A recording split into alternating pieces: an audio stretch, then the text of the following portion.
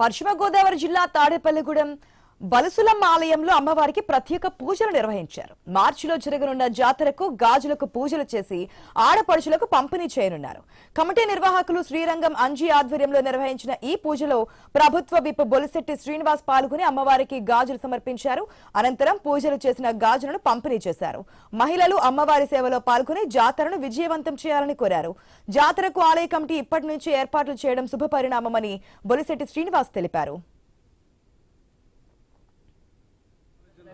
ఈ యొక్క 11 రోజులు అమ్మవారికి పూజలు చేసి ఈ గాజులన్నీ కూడా మరి అన్ని వార్డుల్లోనూ ఉన్న శ్రీమూర్తులకి పంచే విధంగా ఈ ఏర్పాట్లు చేశారు. మీరందరూ ఈ రోజు నుంచి జాతర జరుగుతుందనే ఉద్దేశంలో ఉండాలి. జాతరని బాగా జరిపించాలి. మనందరూ కలిసి మీ అందరూ దాంట్లో పాత్రదారులు అవ్వాలి, అమ్మవారి కృపకి పాత్రలు అవ్వాలని చెప్పి నేను మనస్ఫూర్తిగా కోరుకుంటూ ఉన్నా.